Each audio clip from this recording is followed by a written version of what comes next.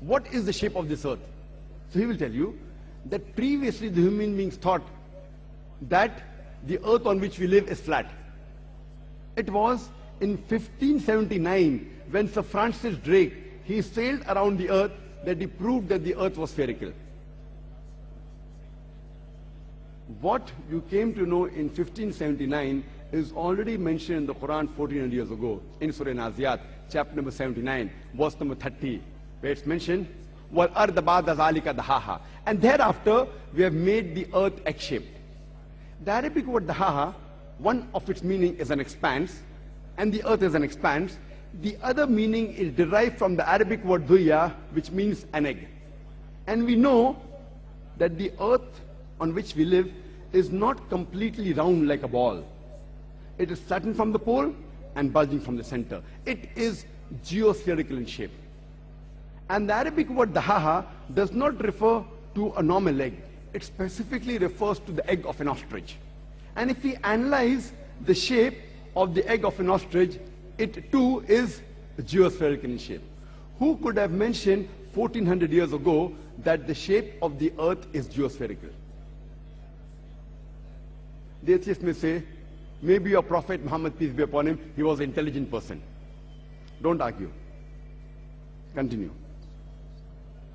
The light of the moon, is it its own light or is it a reflected light? So the atheist will tell you, previously we thought that the light of the moon was its own light. Recently in science, 100 years back, 200 years back, 300 years back, we came to know that the light of the moon is not its own light, but it is the reflected light. Quran mentioned in Surah Furqan, chapter number 25, verse number 61. Blessed is he who has made the constellations in the sky and placed therein sun having its own light and moon having a reflection of light, having borrowed light. The Arabic word used for sun is shams. It's always described as siraj or wahaj, meaning a torch or a blazing lamp. The Arabic word used in the Quran for moon is qamar. Its light is always described as munir or nur, meaning borrowed light or a reflection of light. Nowhere does the Quran refer to the moonlight as its own light. Who could have mentioned this in the Quran 1400 years ago? The atheist. Maybe after a long pause he will say, maybe your Prophet, he was extra intelligent. Don't argue. Continue. When I was in school, I passed my school in 1982. I had learned in the subject of science and geography that the sun, though it revolved, it did not rotate about its own axis.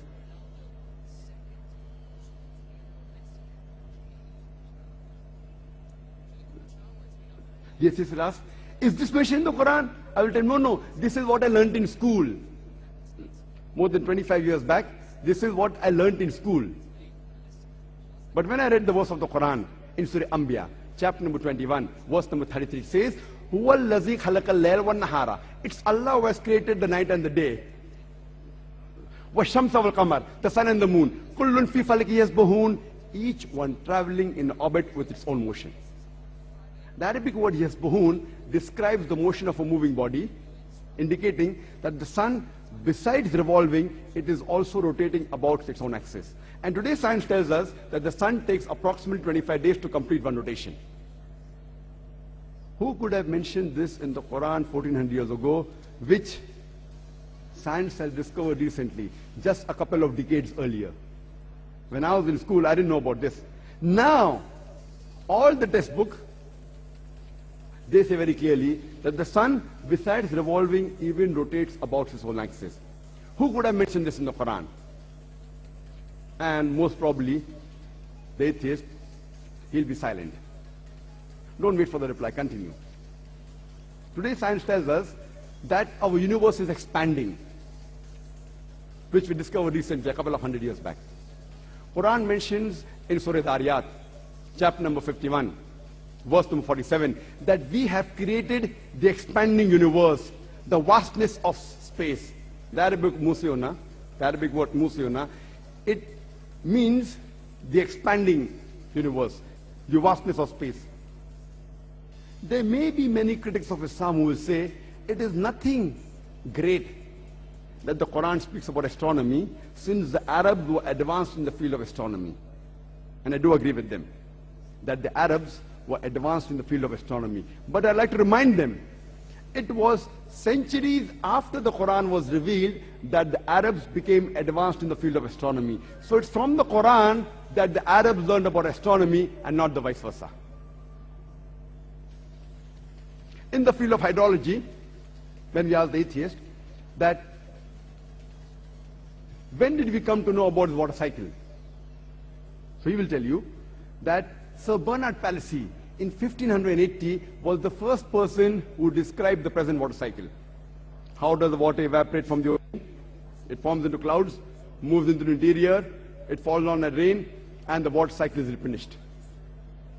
This water cycle is mentioned in the Quran in great detail 1400 years ago.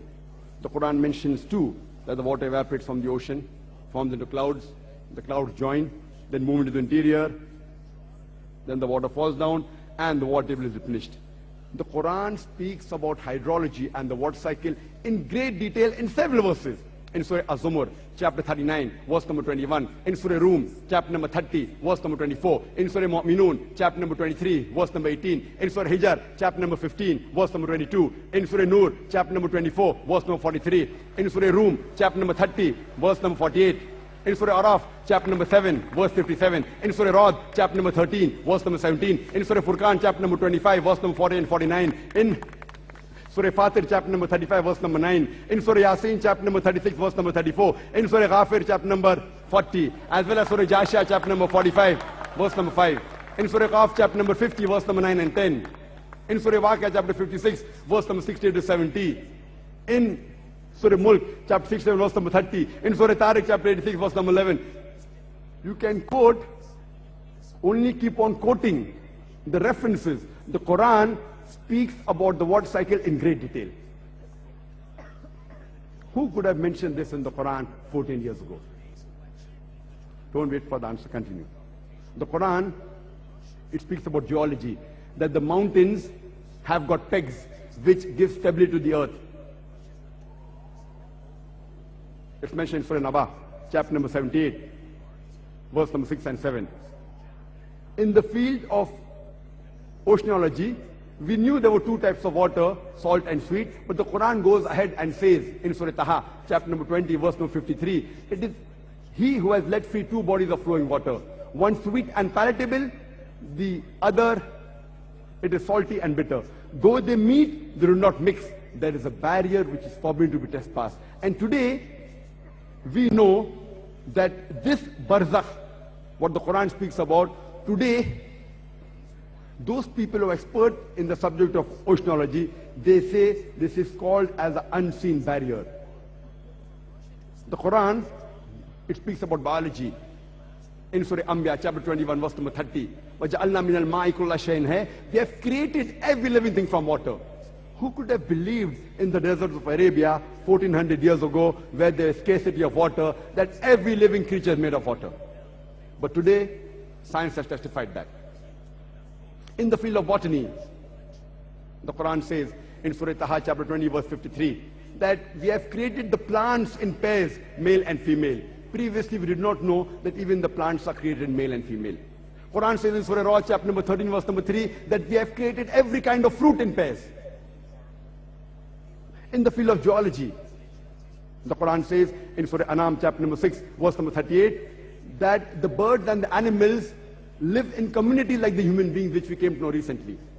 Quran speaks about the lifestyle of the bee in Surah Nahl, chapter 16, verse 60 and 69. The Quran speaks about the lifestyle of the spider in Surah Ankabut, chapter number 20, verse number 41. The Quran speaks about the lifestyle of the ants in Surah Namal, chapter number 27, verse number 17 and 18. All of which we have come to know recently, 50 years back, 100 years back, 200 years back.